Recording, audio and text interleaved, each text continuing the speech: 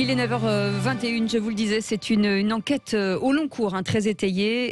Les fossoyeurs de la République, islamo-gauchisme, l'enquête inédite aux éditions de l'Observatoire avec Mohamed Ifaoui. Bonjour, merci d'être avec nous. Vous êtes journaliste et essayiste, directeur de publication de la plateforme Islamoscope TV, directeur du magazine Contre-terrorisme. Oui, et puis ça fait des années et des années que vous enquêtez. Vous connaissez évidemment parfaitement ce sujet de la montée de l'islamisme radical. C'est ce que vous faites bien d'ailleurs la distinction à chaque fois dans vos livres et notamment de celui-ci entre l'islam radical d'un côté, l'islam politique, et puis de l'autre côté, les musulmans eux-mêmes. Juste, Mohamed Ifaoui, pour commencer, donc, puisque évidemment, le titre c'est Islamo-gauchisme, l'enquête inédite, vous avez voulu apporter une réponse en fait au débat ambiant en quelque sorte. Vous avez été peut-être d'ailleurs un peu rattrapé par Frédéric Vidal et sa demande d'enquête dans les milieux universitaires. Et vous répondez au CNRS qui dit l'islamo-gauchisme n'est pas une notion établie scientifiquement. Et qu'est-ce que vous y répondez alors ? D'abord, vous l'avez dit, c'est une enquête au long cours, donc ça n'a absolument rien à voir avec les polémiques récentes.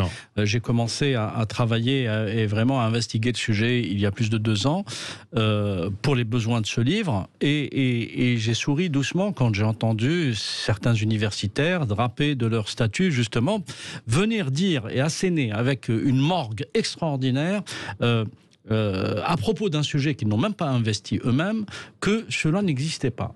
Alors qu'en réalité, il eût fallu juste sortir de l'autocentrisme franco-français, essayer d'ouvrir sa perspective, voir ce qui s'est passé à travers l'histoire, voir ce qui se passe dans le monde arabo-musulman, voir ce qui se passe un peu partout en Occident, pour constater une chose, parce que ce néologisme qui a été forgé par un universitaire du CNRS, faut-il le rappeler, Pierre-André Taguieff, ne dit rien d'autre que la convergence qui existe depuis longtemps entre des milieux se réclamant de la gauche et les milieux islamistes. Voilà ce que dit ce néologisme. Il ne dit rien d'autre. Et alors, la question à poser, est-ce qu'il y a une convergence des luttes entre des milieux islamistes et des milieux gauchistes? La réponse est oui. Et il ne faut pas, ni sortir du CNRS, ni sortir de Saint-Cyr, ni sortir de Polytechnique, ni sortir de l'ENA, puisque le débat porte sur cette école, que pour l'établir. Le problème en France, je vais vous dire, c'est qu'il y a un dogmatisme extraordinaire dans une partie de l'élite qui, d'autorité, parce que ce sont d'abord des militants, plus que des scientifiques, viennent soit valider des thèses qui, rejoignent leur point de vue, soit écarter de facto et d'autorité, comme je l'ai dit, à partir, de positions statutaires au sein de l'université française, écarter de facto des réalités qui existent. Est-ce que c'est pas un problème d'inculture justement pour les enseignants, parce que vous dites que finalement ils font pas la différence entre l'islam et l'islamisme? Vous savez, ce que j'ai... Pour certains, oui, bien sûr, parce que là aussi, il n'y a aucun amalgame à faire. Et il faut le souligner, la plupart de nos enseignants, la plupart de nos universitaires sont des gens sérieux, consciencieux, qui travaillent, qui n'ont qu'une volonté, la transmission du savoir à des jeunes étudiants, etc. Bon. Cela étant dit, l'université française est gangrénée depuis longtemps par un militantisme effréné qui est porté par des dogmatismes qui ont inculqué une culture dite décoloniale, intersectionnelle, qui l'ont totalement dévoyée, parce qu'il y a des aspects effectivement qui sont intéressants scientifiquement dans les études d'intersectionnalité. Simplement, le problème, c'est que nous avons aujourd'hui des enseignants qui sont clairement des militants. On dirait qu'ils sont dans des partis politiques. Mais ce sont des activistes. Est-ce qu'ils sont nombreux ou pas dans votre enquête est-ce que vous avez réussi à cerner, ou c'est un tout petit pourcentage, mais qui a une influence assez forte? En vérité, j'invite tout journaliste à investiguer le sujet. J'invite tout citoyen à regarder une chose qui est publique. Il suffit de croiser les noms des pétitionnaires, des spécialistes en pétition, ceux qui attaquent Madame Vidal, ceux qui attaquent Monsieur Blanquer, ceux qui attaquent certains acteurs du débat public, ceux qui attaquent, tous ceux qui fustigent l'islam politique. sont généralement toujours les mêmes. D'une part. D'autre part, et vous l'avez dit, effectivement, ce n'est pas toujours de la méconnaissance, ou il y a un peu de mauvaise foi, il y a de l'inculture, effectivement. Vous avez des gens qui parlent d'un sujet, l'islam politique, sur lequel ils ne connaissent rien. Ils ne sont pas arabisants, ils connaissent absolument rien au monde arabo-musulman. Quand on est philosophe, on peut être un très bon philosophe, on peut avoir effectivement une très grande légitimité pour parler de Kant, de Nietzsche, et j'en passe, mais on n'a pas la légitimité pour parler d'islamologie, parce que l'islam politique est quand même un sujet d'une grande complexité. À tout le moins, il faut parler, je dirais, comprendre l'arabe. Regardez par exemple comment est traité le sujet par des gens qui sont justement arabisants. Je cite Bernard Rougier, je cite Gilles Kepel, ou des personnes qui ont vraiment investigué le sujet, de jeunes chercheurs comme Hugo Micheron. Enfin, tous ces gens-là sont des universitaires, sont des gens sérieux, qui ont investi, je dirais, le sujet de façon posée, et qui apportent des résultats qui sont clairement établis. Je veux dire, pour moi, il n'y a pas débat. Est-ce que la question encore de la dangerosité de l'islam politique doit être posée aujourd'hui en France ou ailleurs? Enfin, le monde entier est gangréné par l'islam politique. Pire, le monde musulman est gangréné par l'islam politique. Donc, en fait, où est le débat? Je ne comprends pas. Où est le débat pour ces intellectuels ou universitaires ou des universitaires français qui viennent, encore une fois, écarter cette question d'un revers de main? Est-ce que ça veut dire aussi qu'il y a un risque sur les générations futures, puisque ces profs forcément que vous dites militants inculquent effectivement des pensées ou des choses qui leur correspondent à cette génération qui arrive? Vous imaginez qu'il y a cet activisme-là que vous allez conjuguer avec une mentalité d'une génération qui, je dirais, est très travaillée par des mentalités un peu bizarroïdes, permettez-moi l'expression. C'est-à-dire que, d'abord, la surenchère victimaire. Ouais. Alors, quand vous observez, par exemple, sur les réseaux sociaux, dès que vous évoquez un sujet, les gens ne viennent pas vous dire ou vous contredire avec des arguments, ils viennent vous dire de facto que ce que vous venez de dire là les place dans un statut de victime. C'est-à-dire que les gens ont besoin, je ne sais pourquoi, enfin, moi je ne gère pas les névroses, ce ne sont pas mes spécialités, enfin, il y a quand même peut-être qu'à un moment donné, il faut interpeller d'autres disciplines, mais je ne comprends pas cet attrait pour le statut victimaire. Les gens beaucoup de personnes aiment se poser en victime. Et donc il y a une surenchère. Et dans cette génération-là, pour plusieurs raisons, beaucoup cherchent à se poser en victime. Or, la culture indigéniste, la culture décoloniale, l'islamo-gauchisme au sens large, fait de la matrice victimaire une ligne directrice du discours qui est déployé. Et qui dit discours victimaire, dit un autre discours qui s'accouple, c'est le discours de diabolisation. Et qui diabolise-t-on généralement? Les démocraties, la société occidentale, les laïcs, les groupes progressistes, les féministes universalistes, les antiracistes universalistes, au profit de qui? Au profit de pseudo-antiracistes identitaires, qui vont, par exemple, vous dire les victimes de racisme noir vont se réunir entre elles et ne vont pas accepter des blancs. C'est-à-dire que on observe, et depuis longtemps, qu'en vérité, s'il y a des victimes de racisme, et ça existe, parce qu'il y a des racistes bien sûr, en France comme partout, ces victimes de racisme, et regardez le lapsus que je viens de faire, sont souvent des personnes qui génèrent elles-mêmes du racisme. C'est-à-dire qu'aujourd'hui, on rentre dans des schémas assez particuliers où les gens qui se disent victimes peuvent être effectivement parfois victimes, mais ces mêmes personnes qui sont victimes peuvent elles-mêmes générer du racisme. Regardez par exemple dans certains quartiers. Effectivement, dans certains quartiers, il y a des gens qui font l'objet de stigmatisation, de racisme, etc., anti-musulmans, anti-arabes, ça existe. Il y a des tags contre des mosquées, il y a des salopards qui vont s'attaquer à des lieux de culte. Je le dis, ce sont des salopards. Sauf que ces gens, parfois, qui sont effectivement victimes d'un racisme, vont eux-mêmes en générer un autre, soit contre la société française de façon générale, soit de l'antisémitisme contre la communauté juive, soit de l'homophobie contre les homosexuels, soit de la misogynie contre les femmes, etc. Et donc, si vous voulez, le fait d'être victime ne sanctuarise pas sa personne, ne la met pas dans une espèce de statut qui, à partir de ce postulat de départ, victime, elle serait je dirais, quelque part aseptisé de toute toxicité. Allez, on va poursuivre dans un instant, Mohamed Sifawi, avec vous, et vous allez nous dire, puisque vous l'avez évoqué il y a un instant, en fait, sur ce statut de victimaire, et puis les partis politiques de gauche, notamment certains, évidemment, qui ont rejoint justement ces personnes. Pourquoi? Où est cette convergence? Quel est le trait commun? Ensuite, l'islamophobie, vous allez revenir dessus, vous dites que c'est quasiment une escroquerie intellectuelle. Bon, on verra pourquoi. Et puis ensuite, l'islam politique qui vise la France. Pourquoi la France plus que d'autres pays? On va voir ça dans un instant. Et vos questions, 0826 303. Qui est avec nous ce matin et pour débattre, 0826 300 300. Guy de Paris qui est avec nous. Bonjour Guy. Bonjour Guy. Bonjour madame, bonjour messieurs. Merci monsieur Chaoui pour vos paroles parce qu'elles sont tout à fait justes. Alors, pour vous situer, moi j'ai 70 ans passés, je suis né en Afrique du Nord, d'un père qui était capitaine pendant la guerre d'Algérie. Donc je me suis quand même instruit dans cette orientation. Et bien évidemment, je vais jouer plutôt le néophyte, celui qui n'y connaît rien. Je vais avoir une attitude humble. Ouais. Alors effectivement, on voit l'islamo-gauchisme, par exemple les manifestations contre l'islamophobie. Qui voyons-nous dans les manifestations?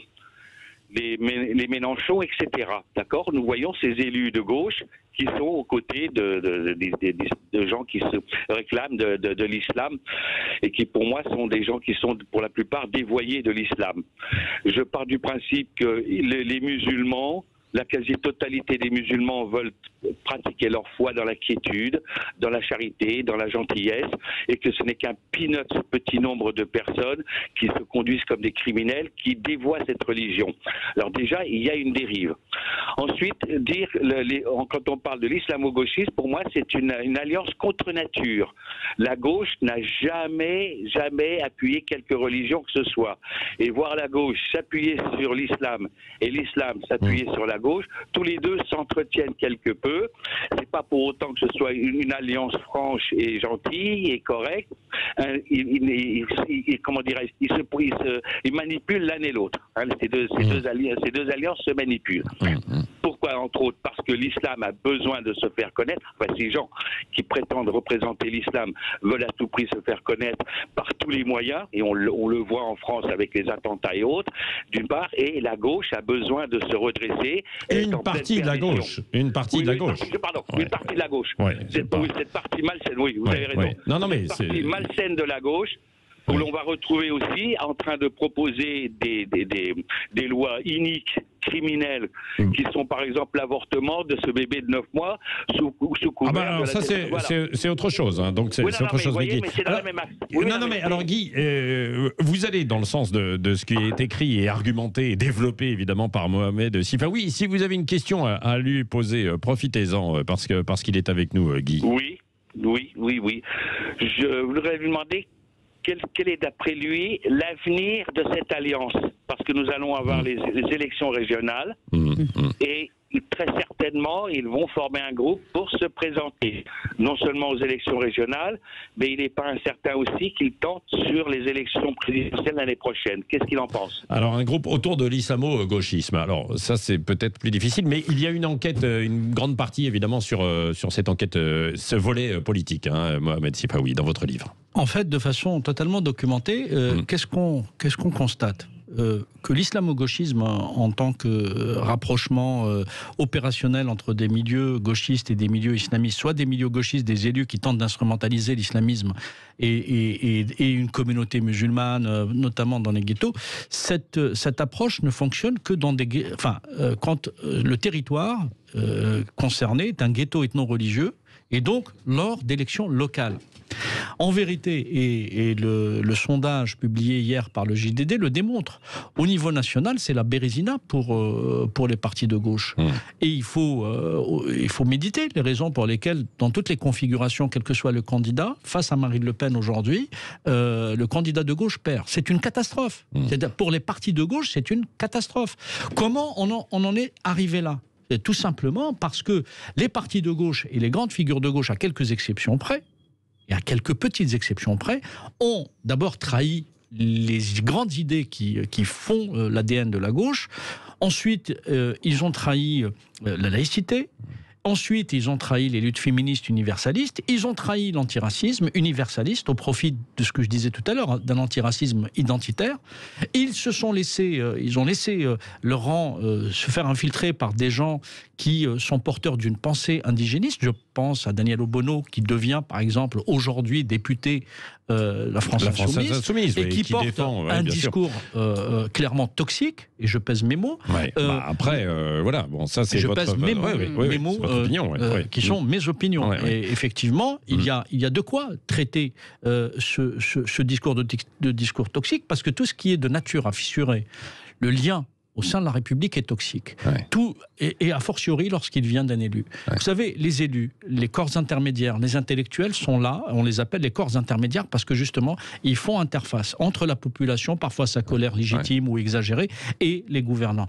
Quand les corps intermédiaires ne jouent plus sur leur rôle, on rentre d'abord dans la démagogie et le populisme, et on risque d'aller vers quelque chose de très détestable. Donc c'est pour ça que ces gens-là, que je cite, qui sont notamment à la France Insoumise, mais pas seulement chez les Verts, chez une partie des trotskistes, etc., sont aujourd'hui d'abord dans une défaite intellectuelle, morale et politique avérée. Ils ne peuvent pas espérer remporter la moindre élection nationale. En revanche, comme c'est des gagneux petits, et comme pour la plupart d'entre eux ce sont des petits carriéristes, ce qui les intéresse, c'est d'avoir un petit mandat local qui leur permettrait de garder quelques menus privilèges ici ou là. Mohamed Sifawi, vous connaissez bien la gauche aussi. La gauche, l'une de ses valeurs et de ses raisons d'exister, c'est de défendre les victimes. Et donc, elle y voit des victimes chez les musulmans aujourd'hui attaqués, alors stigmatisés, à tort ou à raison. Et donc c'est pour ça probablement que la gauche va défendre ces personnes, non ? Non, parce que cette gauche, et vous faites bien de poser la question, parce qu'il y a une grande nuance là-dedans. Cette gauche qui se targue de défendre les victimes, dans le monde musulman, les victimes, ce sont les féministes, ce sont les laïcs, ce sont les démocrates, et leurs bourreaux, ce sont les tenants de l'islam politique. Ce qui est curieux, c'est que cette gauche-là défend plutôt les bourreaux du monde musulman. Elle ne défend pas des victimes. Elle défend des bourreaux, d'un point de vue idéologique. Quand vous défendez les frères musulmans, quand vous défendez les salafistes, quand vous défendez les tenants de l'apologie, du djihad, etc., vous ne défendez pas des victimes, vous défendez des bourreaux. Et quand on les interroge à ce sujet, qu'est-ce qu'ils répondent justement, les gens de cette gauche alors ? Il y a beaucoup de louvoiements d'abord, et ensuite il y a une sorte de, de volonté de vider la réalité de sa substance réelle. C'est-à-dire qu'ils vont vous dire que les frères musulmans sont ça c'est un terme très français, des islamistes modérés.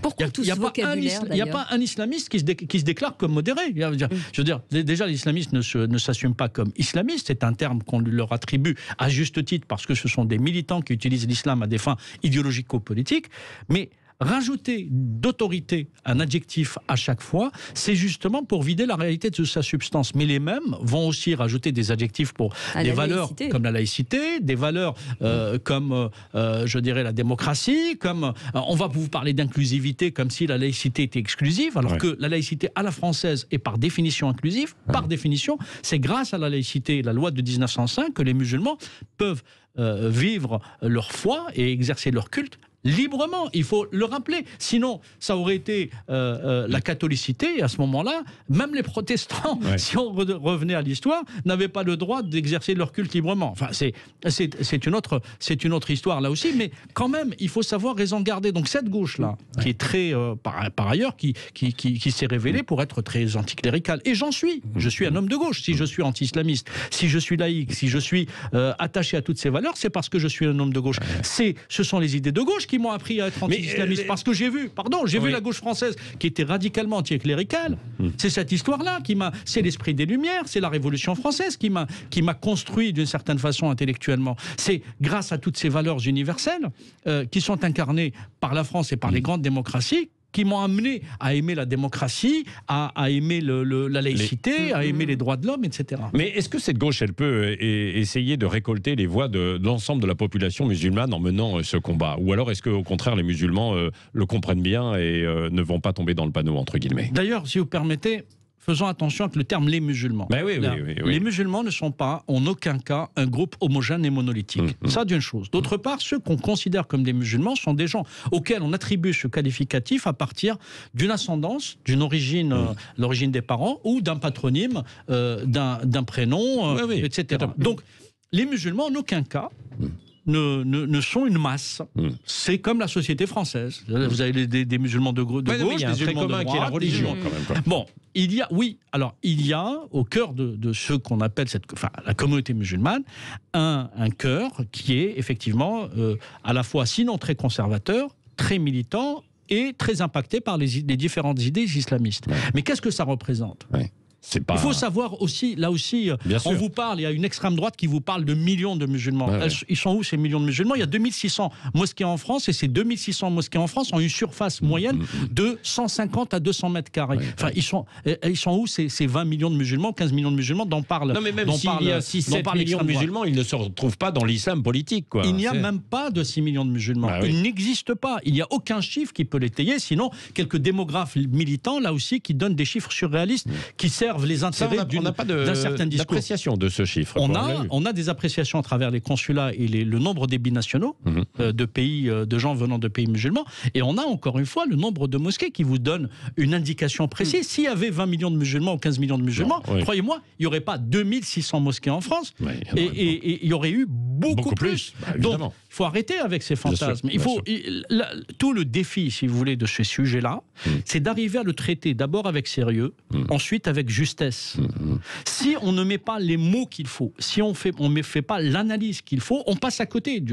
Si on est là pour pardonnez-moi, se chatouiller le nombril et faire du populisme et faire de la démagogie comme le fait une grande partie de l'extrême droite, c'est aussi passer à côté de la plaque. C'est pour ça que l'extrême droite n'est pas une solution à ce problème. La solution, encore une fois, c'est une réaffirmation des grands principes qui fondent cette belle République, et c'est la réaffirmation de la laïcité et la fermeté dans l'état de droit, c'est-à-dire apporter une réponse claire et ferme à toutes les dérives qui peuvent surgir devant nous, en puisant cette réponse dans l'état de droit. Ne bougez pas, Mohamed Sifaoui revient dans un instant. 0826 300 300 pour vos appels.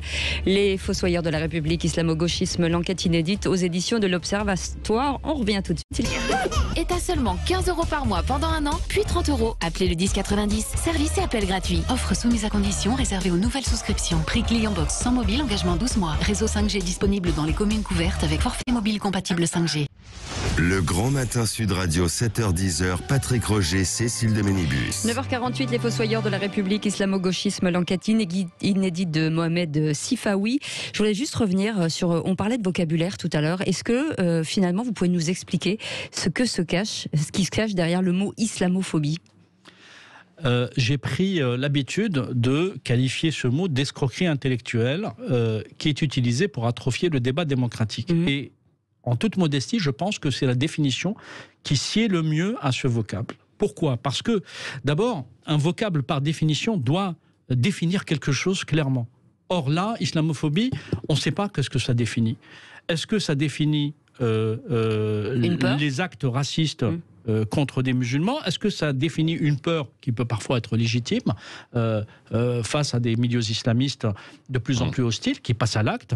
On l'a vu, y compris dans les rues de Paris, il y a quelques années, et encore il y a quelques mois. Ou est-ce que ça décrit une critique légitime du dogme islamique et de la religion musulmane? Est-ce que ça décrit une critique des différentes tendances islamistes? En vérité, parce que la réponse, elle est contenue, enfin, à mon sens, elle est contenue dans ce que je suis en train de dire. C'est-à-dire qu'il y a une ambiguïté qui est entretenue sciemment par les promoteurs de ce vocable pour justement atrophier le débat en introduisant de façon insidieuse une sorte de délit de blasphème, pour interdire la critique légitime de la religion musulmane, pour interdire a fortiori la critique encore beaucoup plus légitime des milieux islamistes, et ainsi vous dire que toute satire, toute critique, tout livre, toute production intellectuelle qui serait à même de mettre en lumière des éléments contenus ou à la marge de la religion musulmane serait un acte d'hostilité envers tous les musulmans. Et ça, c'est totalement inacceptable. Pourquoi ? Parce que les choses sont très claires, et les choses sont très claires parce que le droit les a clarifiées. Le droit, en France, permet de façon légitime la critique, y compris excessive, des religions, des dogmes des philosophies et des croyances. Donc les c'est choses quoi? soient très claires. C'est une façon de nous soumettre. Ce qui est sacré, ce qui est interdit. Je me permets juste de vous interrompre pour compléter ma pensée, parce que c'est important. Ce qui est interdit, c'est la stigmatisation des personnes en raison de leurs croyances. Voilà, quelle que soit la croyance. Là, ça peut être du racisme, ça peut être considéré comme du racisme. Et donc là, ça devient un délit, bien sûr. Les lois de la République définissent clairement le racisme, entre autres, comme ce qui est de nature à stigmatiser les personnes en raison d'une appartenance réelle ou supposée à une religion. Donc, de ce point de vue, le concept est très clair. Maintenant, la volonté des islamistes, c'est encore une fois d'essayer de créer une chape de plomb pour interdire la critique légitime. Avec quelque chose de beaucoup plus grave, c'est que cette accusation fallacieuse d'islamophobie place de facto une cible sur le dos de ceux qui en sont accusés. Et on l'a vu avec notamment Samuel Paty, mais pas seulement.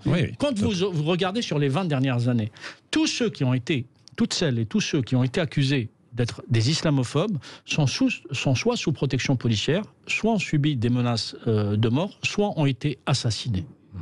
Allez, question au standard. 0826 300 300 avec Jean-Marc qui nous appelle de Bordeaux. Bonjour Jean-Marc. Bonjour Jean-Marc. Bonjour. Bonjour à votre invité. Juste pour préciser qu'il n'y a pas que la gauche qui a le totem de l'anti-islamisme. Hein. Tout le monde doit l'être. Voilà, tout à l'heure. Sur l'anti quoi? Voilà, l'anti-islamiste. Voilà, tout à l'heure, votre invité disait, je suis de gauche, donc effectivement, je me bats contre l'islamisme. Tout le monde doit être anti-islamiste. C'est par principe, on doit se battre contre toutes ces idées qui détruisent notre République et qui détruisent, bien entendu, toutes les pays et tous ces pays arabes. Je crois qu'aujourd'hui, la gauche, malheureusement, et je rejoins ce qui était dit précédemment, est en train de se perdre. Quand on entend effectivement la France insoumise, Esther Benbassa, d'ailleurs c'était un très bon débat qu'il y a eu avec votre invité dans C'est à vous. Ils étaient tous les deux et c'était très intéressant. Esther Benbassa et Mohamed Sifawi. Exactement, sur C'est à vous, c'était très intéressant. Je crois que la gauche aujourd'hui est en train de faire le lit du Front National. Tout à l'heure, votre invité disait où sont ces 20 millions de musulmans, ce que dit le Front National. La gauche aujourd'hui, effectivement, est appauvrie au niveau intellectuel. Ils n'ont plus d'idées, donc la seule idée qu'ils ont aujourd'hui pour essayer de récupérer des voix, ce qui était expliqué, c'est de venir sur ce terrain-là. Mais le problème, c'est que aujourd'hui, on vit tous en communauté. Et ce qui est dramatique, c'est que c'est la voix silencieuse de tous nos compatriotes qui ont une religion musulmane et que nous n'entendons pas. On n'entend que la minorité. Et c'est la minorité qui est en train de nous crever au niveau de notre démocratie. Et donc aujourd'hui, je suis pas convaincu que la gauche réussisse à faire quelque chose, parce que dans les prochaines élections, il n'y aura pas, et j'en suis à peu près convaincu, un socle qui se fera justement sur ces groupuscules avec la gauche pour arriver au pouvoir. Vous êtes un socialiste, je crois, Jean-Marc, non? J'ai été socialiste. Vous avez été socialiste. J'ai été socialiste, mais mes idéaux se sont perdus dans le dernier quinquennat, quand on a vu la gauche démonter François Hollande et tout ce qui s'ensuit, parce que justement, on a eu ces députés de la France insoumise, réfractaires, et les écologistes, de la même manière, ils ont détourné le débat. Alors, Jean-Marc, parce qu'on va arriver au terme de l'émission, est-ce que vous avez une question pour Mohamed Sifawi? Parce que, évidemment, votre commentaire correspond à ce qui est décrit. La question est simple. Est-ce qu'il peut y avoir, effectivement, un front commun pour détruire, et j'emploie le terme, pour détruire ces fondamentalistes? Est-ce qu'on peut arriver à faire émerger ces voix silencieuses pour qu'enfin elles puissent s'exprimer sans être stigmatisées et sans être étouffé par les islamistes. Oui. Alors, réponse ou tentative de réponse avec Mohamed Sifawi. Merci Jean-Marc. Ouais. Oui, merci à votre auditeur. Je crois que le fait de vouloir fédérer les voix républicaines est une chose qui est essentielle. Alors, on voit souvent au lendemain d'attentats, quand l'émotion est là, qu'il y a une volonté d'union nationale, etc. Mais ça redescend très vite, malheureusement très souvent. Aujourd'hui, ce qu'on observe dans le débat public, c'est qu'il y a véritablement des personnes, des personnalités qui elles-mêmes sont convaincues de la nécessité de lutter contre l'islam politique et, je dirais, dans différentes chapelles. Je pense par exemple chez les Verts, qui est un parti qui est gangréné par cette pensée islamo-gauchiste. Yannick Jadot fait partie de ceux qui sont différents. Mais il est otage de son parti incontestablement. C'est-à-dire soit il engage une dynamique pour réformer totalement la pensée détestable qui gangrène ce parti politique, soit il s'aligne, soit il disparaît, soit il change de parti politique. À gauche, enfin chez les socialistes, on voit que Olivier Faure tente de rétablir un tant soit peu avec quelques autres un discours plus ou moins acceptable. Mais on voit bien que c'est difficile. Parce que, justement, la gauche s'est trahie. Parce que la gauche s'est compromise. Parce que la gauche s'est laissée entraîner dans des facilités. Parce que la gauche a fait le pari de croire que le prolétariat, c'est désormais les musulmans, c'est les quartiers populaires qu'ils méprisent par ailleurs. Parce que les quartiers populaires sont perçus uniquement à travers le prisme de la religiosité. Alors que les aspirations des jeunes des quartiers populaires, vous savez, c'est pas uniquement une mosquée. C'est du travail, c'est une réussite sociale, c'est gagner leur vie, etc. Donc, je pense que lorsque, peut-être qu'il faudra d'autres drames, d'autres chocs, pour que l'ensemble de la société comprenne qu'avec lucidité, qu'avec fermeté, en puisant encore une fois ces réponses et ces ressources dans le corpus républicain et démocratique, qu'on pourra répondre collectivement à l'enjeu que nous pose l'islam politique. Merci Mohamed Sifawi, les fossoyeurs de la République, islamo-gauchisme, l'enquête inédite aux éditions de l'Observatoire. On aurait pu poursuivre, mais évidemment, il y a déjà des échanges qui prennent du temps avec les auditeurs. Mais merci de vos appels au 0826 300 300. Et dans un instant, c'est Christine Bouillot qui prend la place de Valérie Expert pendant quelques jours. Elle reçoit ce matin Elena Noguera et nous on vous retrouve demain matin, Patrick.